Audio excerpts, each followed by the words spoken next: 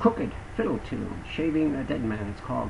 It's crooked in the sense that it has it departs from some of the symmetries of a typical fiddle tune in the A-A-B-B format. Number one, it has 4 parts to it rather than 2, and secondly, it doesn't really change in a nice even repetitive way from those parts. Rather than A-A-B-B-C-C-D-D, it goes from A-A-B-B to C, back to B, and then to D. So it's a little bit of an unusual format, actually a little bit closer to like a 12-bar blues in the way the chord progression is going. And probably the most unusual thing about it is the unevenness of the parts. 3 of the 4 parts are exactly 4 measures. One of them is not simply less than 4 measures, it's less than a full number of measures. It's 2 1/2 measures. A very, very unusual thing for a fiddle tune, and very pleasing to the ear because it upsets our expectations about what we're going to hear. Let's go through it part by part, one at a time. There's a little bit of a variation on the A part I'll go back to, but I'm going to go through it straight the first time in the consecutive order of the parts very slowly. And again, just to make note, it's on the tab sheet, of course, but the order is A again, B, B, C, B, D. That's the order of the parts, and that's how I'll do it here, just so you can hear how it hangs together slowly. Here's the A part.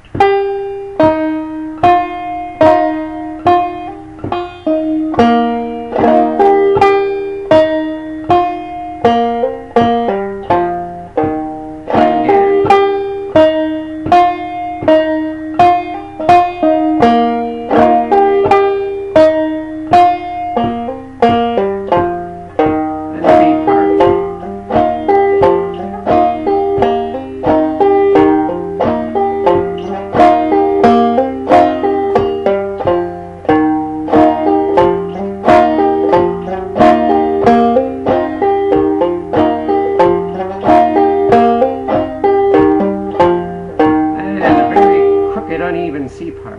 And back to A. I'm sorry, back to B.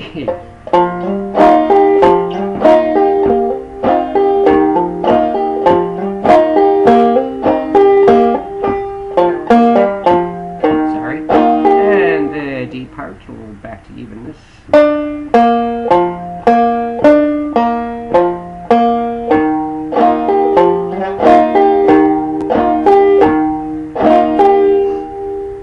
That C part again, it's the roughest one, given that it's just unusual in its length. Just taking it in isolation. It's actually hard to play too, because you're stretching across 4 measures there to get kind of a shape of an F chord there.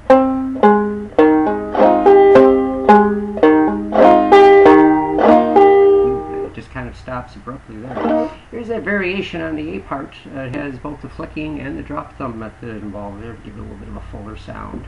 This is the second line, of course, on the sheet.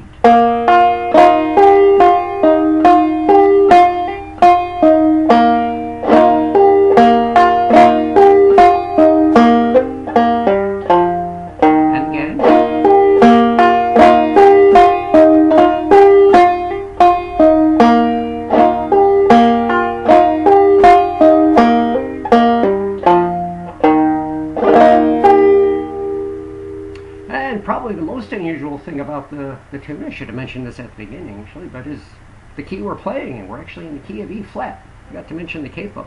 This is, if you're in tune, this is standard double C tuning on the banjo.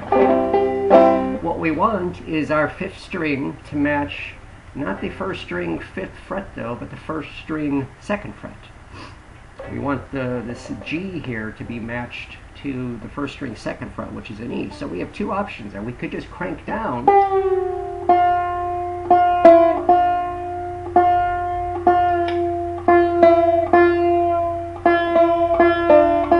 We can just crank down that fifth string until it meets it and play the song there.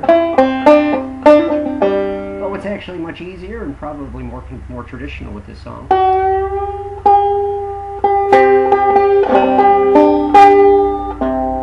yourself in standard double C tuning, and then put your capo on at the third fret. The chord then, that major chord at your root there is now an E flat, but you have this, you have the proper intervals, you have the intervals you want. It's now the case that this fifth string, the drone string, is going to match your first string at the second fret from the capo. Double C tuning. Standard double C, just plop your capo on at the third fret and change nothing else. And you have the tuning, the intervals you need for shaving a dead man. And that's about it.